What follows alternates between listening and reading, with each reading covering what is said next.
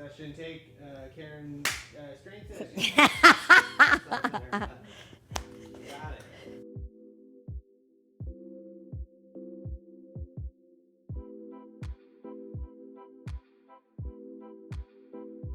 Hey y'all, welcome back. This is Karan at Common Bond Yoga, and today we are going to do a short and sweet full body strength class, okay? Now, you don't really need to have anything, but if you would like to have some stuff, grab a band and grab a light, medium, heavy weight, okay? And again, you can do any of this stuff without it, but this is strength focused, so I think it would be a good idea if you've got some stuff laying around the house. The other thing you can do is you can use a water bottle, you can use a soup can, anything with weight, okay? So what I wanna do first is I wanna get started just warming up the body. So I'm gonna start with my side steps, swing the arms, might hop a little bit, or just wide step. And then I'm gonna jog in place and reach my arms up and down, just getting the arms and the shoulders warmed up, heart rate getting up there. Make sure you're breathing. Remember to always stay in your body. Okay, so the first thing almost always that I like to start with is a squat. It's nice and basic, and it really does work your whole body, especially your whole lower body. So grab some weight if you want, and if you're holding a kettlebell, I like to hold the kettlebell just like this, where my hands around the ball, right at the chest. This is called a goblet squat. Now, with all these movements that we're doing today, I'm gonna do probably about 12 to 15 or 16 of everything I'm doing. So I want you to go to a point where you feel challenged, but your form has not completely been lost, okay? So let's go ahead and begin. Feet are at least hip distance apart, maybe a little bit wider, and I'm gonna squat down and push up. So as I go down, I'm gonna inhale, and as I come up, I'm gonna exhale and really engage my core muscles. Now notice how I send my hips back so that my knees are not bending past my toes. Also, I hinge forward and I actually look down in front of me rather than trying to look up and putting strain on the neck. Exhale up, inhale. Keep going. The other thing I want you to make sure you're not doing is collapsing the knees in like this. I'm gonna over exaggerate, collapsing the knees in, push out through the knees. Nice way to warm up here, with or without weight. I'm gonna do 2 more. 1, good. And relax for just a second. I like to alternate back and forth between upper body and lower body. So the next thing we're gonna do is a hand release push-up. Basically, you're just, with control, you're gonna lower your body all the way down, lift your hands up, and then put your hands back down and push your body back up in one straight line from your knees or from your toes. I've got a shoulder injury. I'm definitely gonna be doing mine from my knees. Okay, so really important here, shoulder stability. One straight line, don't let your head drop, don't try to lift the head up. Ready, and begin. Inhale down, exhale up. So, whoops, I forgot the hand release part. So come all the way down, release your hands, pick them up, and then put them back down. That's the hardest part, right? Is putting the hands back down and pushing back up. Make sure your shoulders are stable. Now, if this is too much, what you can do is you can put something underneath your chest so you're not having to go quite as low on the ground, like a couple of blocks or something like that. As I'm pushing up, I'm exhaling, pulling my navel in towards the spine. Couple more. Last one for me. And I'm gonna take a little bit of a child's pose here just to get that stretch under the arms. Okay, so come on up. We're gonna do a deadlift. This is a traditional deadlift. And the way I describe how to do a traditional deadlift is it's kind of the opposite of a squat. So in a squat, we start standing and we go down and then we come back up. in a traditional deadlift, we've got weight, usually a little heavier weight, and we start down. So we start in a squat. Now this is really important. My knees are behind my toes. I'm not trying to shoot my chin forward, just like the bottom of my squat. Tuck the chin, pull the shoulders down and back, and then exhale and power up. So it's a lot more power in this than a squat. As you're coming up, exhale. Release that weight for just a second, just like our hand release push-up. Grab onto it and stand up with power. You want to feel this in your glutes and your hamstrings. So as I'm standing up, I'm driving that motion with my glutes and my hamstrings, the backs of my legs, the backs of my hips. Definitely wish I had a little heavier weight for these. Everything else, probably gonna be pretty good. Exhale up. Shoulders stay back. I'm gonna do a couple more. Okay. Let's go back to the upper body with some rows.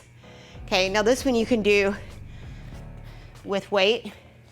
It would look like this. Or you can grab a band and put a band underneath your opposite foot and you'll row that way. Okay, so I'm gonna start with my right foot forward. You can put your hand on your right thigh. This motion, it's not about pulling with the arm. It's about pulling the weight with the muscles in the back of your shoulder and your upper back more, okay? So go ahead and grab that weight and then exhale. So I want you to think about really keeping your bicep close to your body and almost trying to wrap that elbow around towards your spine at the top of the row. Shoulder stays down. Exhale as you're pulling. Get that shoulder back and in towards the spine.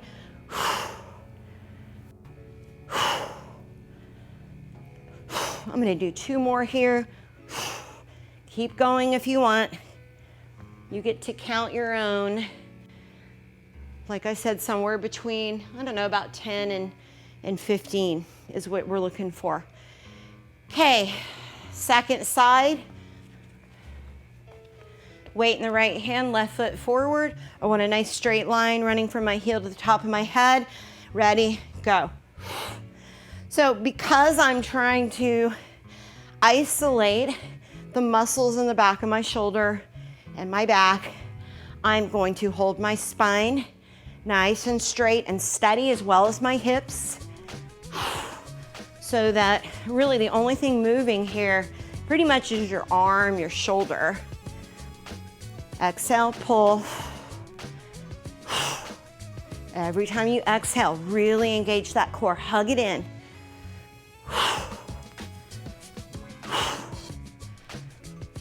One more for me. All right. Okay, kettlebell swings. I love these. So when you're doing these, a kettlebell swing is a lot like a deadlift, okay? So I'm gonna show you without any weight what the motion looks like. So my feet are gonna be pretty wide, further than hips wide. I'm gonna eventually have my kettlebell or my weight in my hand, and I'm going to keep a straight spine as I swing my kettlebell back between my thighs. And then instead of thinking about trying to lead this with the arms, I'm gonna lead this with my glutes and my hamstrings. So really I'm just kind of holding on to the weight. And what's doing the swinging mostly is this motion. Hips back, hips forward. Hips back, hips forward. Now when the hips go forward, make sure you're not arching back, okay? So belly pulled in really tight every time you make that swing. Ready? And begin.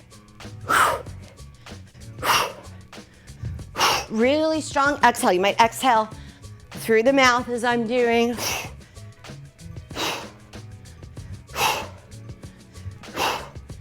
You might feel like you're squeezing your glutes a little bit as you straighten the legs. Remember, just let the arms kind of swing from the power of the legs and the hips moving back and forth. A lot of core strength to keep that spine from bending back. All right, go ahead and relax. I always feel like I can do a whole bunch of those. Okay. On to the shoulders and the lower body. We're gonna do a combo, upper body, lower body. A plie squat, which looks like this, plie, with an upright row for the shoulders. So the motion of the upright row, I just did it, but I'll slow it down, is to pull that weight up the front of the body to the chest, where my elbows go up high and my shoulders stay down low. So it's like you're making a V shape with the arms, okay? And this will really work the tops of the shoulders, inner thighs for that plie squat. All right, turn the knees and toes out slightly, shoulders back, and begin. So my squat comes just a little bit before I start the row, so I'm not relying on the momentum of coming up to move the weight up. I'm really working on shoulders. Shoulders. Exhale. Squeeze the inner thighs together as you come up. Remember, keep those shoulders down. Don't shrug them up towards the ears.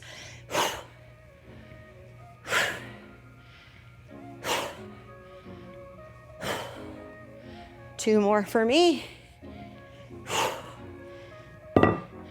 Relax for a second. All right.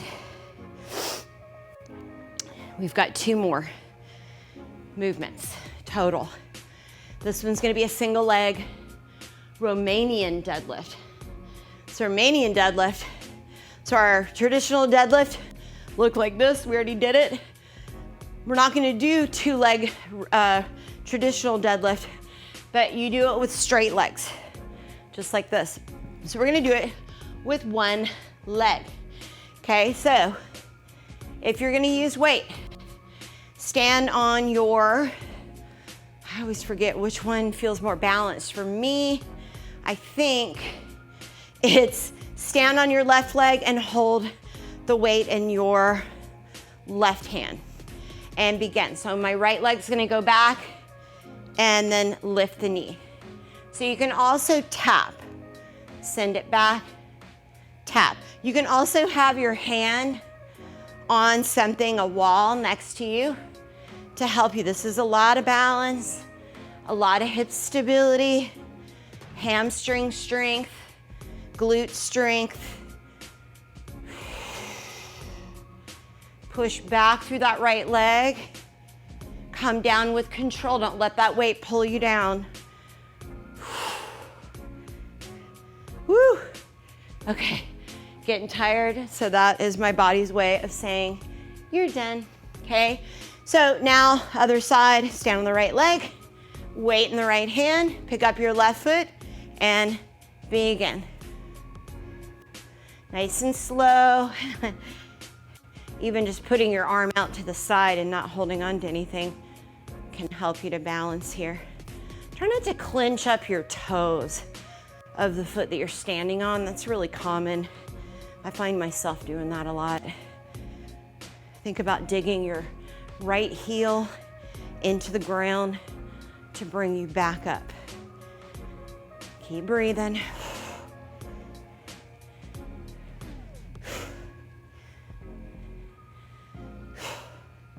And we are done.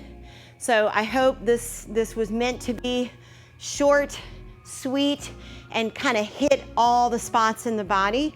Thank you so much for joining me, and I hope to see you all soon. Namaste.